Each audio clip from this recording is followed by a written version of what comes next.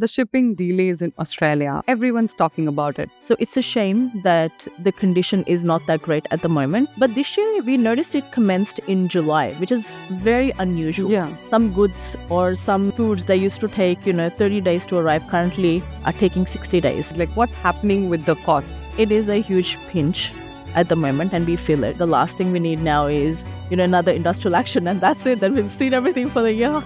Cost is rising, and there's nothing we can do about it. Right. And hopefully, the leaders everywhere in the world will sit down and give us solutions for it, so we can all sleep better at night. How do you manage to maintain the quality? We are okay to take a hit for our customers. And do you see this whole situation to end anytime soon? It's hard to predict. These are not the times where we can pick up the phone and say that I need this next week. Every time something like this happens, you do feel like you're in a huge crisis, and you really have to know how to battle it out to survive at the end of the day. 100%. Yeah. It's not easy. Welcome to our channel and our series, Industry Insights. Here we share with you insights, current trends, current happenings, what's changing in the environment about industries like supply chain, finance, procurement, and the list goes on. Today we have with us Prabhleen Dua, co-founder of Knoxx Foods, and she's here with us to share some interesting things happening in the supply chain industry. So let's dive in.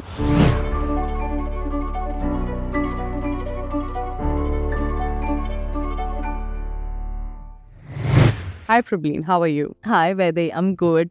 It's a pleasure to be here. Thank you so much. So before we could jump into the real things that are happening in the market, could you tell us more about how you manage finance and procurement, which I'm sure you take care of both primarily in your role? So how do you balance those things out? Yes, that is correct. I do look after finance primarily. That's my key role in the company.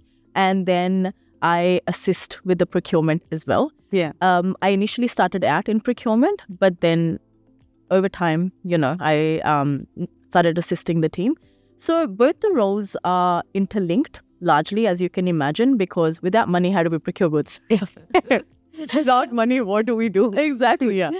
No, but on a serious note, yes, there's more than just paying for goods. There's a lot of foreign currency that's involved. Right. And there's a lot of supply chain demand. There's a lot of supply chain restrictions, and all of that is interconnected to finance, where our currency is very dominant. So yeah, the roles are very interlinked, very interconnected, and I do have a lot of balancing act involved in both of them. Right. So like the shipping delays in Australia, everyone's talking about it. What's the deal? Like, what's happening? I would like to say that it's a regular occurrence at this point, and it's quite disappointing that is the way it's becoming. Even we are so high on imports. Yeah, correct. Absolutely. We are very high on imports, and we are very reliant on imports. Yeah. So it's a shame that the condition is not that great at the moment. Last year, it commenced in October time, which makes sense to us because it's peak season, and the demand is high. So the supply obviously takes a bit of a hit.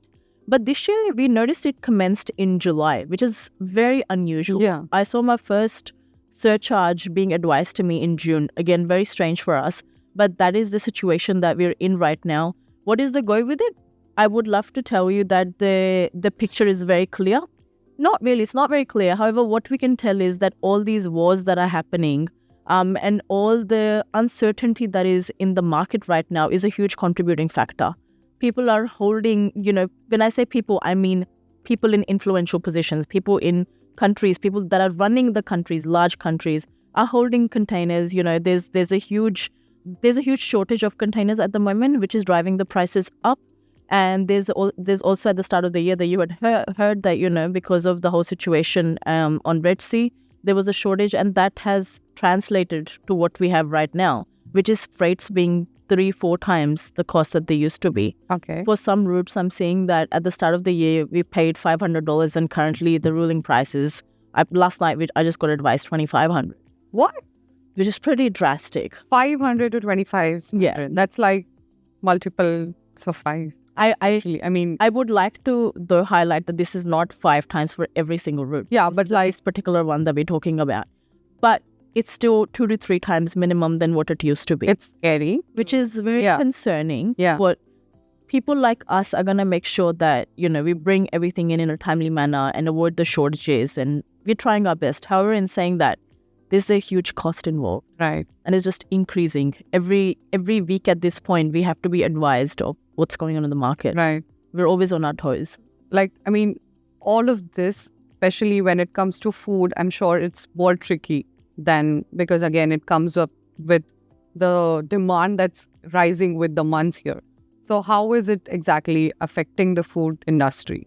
So it has a huge impact on the food industry because we are essential. Even COVID times, we were essential services. We couldn't get by without it. We can't. Right. Food is necessary for survival. So in saying that, it affects us a lot because we need to take all of that into account and absorb as much of it as we can. But then at the end of the day, when we can't, it has to be passed on to the end consumer. Correct. And in saying that, because of the delays as well, some goods or some foods that used to take 30 days to arrive currently are taking 60 days. Yeah. Twice as much. So there's a lot more planning, a lot more forecasting that is involved than what previously used to be the case. It's not that this is new for us. Don't get me wrong. This is not new. The timing of it is very new. Yeah. The intensity of it is It's unusual to be so unusual. early. Unusual to be so early. That's why we were unprepared for it, because normally the peak time is October to Chinese New Year. Mm-hmm. That time we expected, so we prepared. But this time we barely got a respite for a couple of months, and then we're at it again. So after Red Sea, there was a couple of months of relief and then back at it again. Correct. Yeah. So we haven't really had the chance to go back, sit down, analyze the situation calmly, and try to work out, an action plan that would work in off-peak and peak time. We're very much working based on, on the go. Yeah, it's all learning on the go right now. Right. So, but what's usually, because as you mentioned that it was earlier in the month because of the Red Sea issues, and now again because there are delays, multiple reasons across the globe. Yep. So what's your goal when it comes to shipping delays? What's your game plan, if I would ask you? Game plan, yes. So in terms of shipping delays, I work very closely with our team, whether that is our manufacturing base, whether that is our freight forwarders, whether that is even people on ground, people that just make bags for us. I'm in touch with everybody, farmers, talk to everyone that how are things looking for you? Because we got to understand, we are also, I would like to touch on this very, just a little bit because it's a huge topic in itself, global warming. Right. Climate has changed a lot. Right. So there's floods when they're not expecting there to be floods. Right. There's drought when we're not expecting that. So that also causes delays everywhere. So those factors have to be considered in as well. So with all of that happening, the game plan again is to work very, very closely with everybody in that value chain and then forecast and be transparent with each other. Right. At times like this, I like to think of all of us as playing a very critical role in delivering what is a very, very essential thing for our consumers at the end of the day. Right. Food we can't go without. Right. So we have to ensure that whatever we do, the end users don't feel the pinch. I have 2 little kids, so to me that is very important that they shouldn't feel like something is missing in their day. Right. If they want spaghetti bolognese, that needs to be there. We need to make that happen. Yeah, of course, 100%. So again, they're working in a very timely manner. Yeah. Even though we have a huge variance, in terms of timing with the rest of the world, being very transparent and pre-planning and communication. We work very closely even with shipping lines, so constantly in touch with them. Right. If something is not working out, if you have delays, talk to us about it. Let's discuss. Let's see what we can do. And again, at ports as well, there's a lot of congestion. Singapore, Port Klang. Talk to people there. It doesn't matter. Pick up the phone. Right. That we've always done that. Even when we were very, very early on as a startup, and even at this stage, we still do that. Right. And on the finance side, what's happening with the costs? I mean, it's going to be a huge pinch on your pocket, or how it's going to be like? What do you think? It is. It is a huge pinch at the moment, and we feel it. So the profitability and the operational costs have gone up, which is expected. I joke to my team that the last thing we need now is, another industrial action, and that's it. Then we've seen everything for the year. Oh my God. That again drives up the cost. It's actually concerning that we are at the point that we are joking about it in a way, because no matter how much we adapt to it, it's coming back.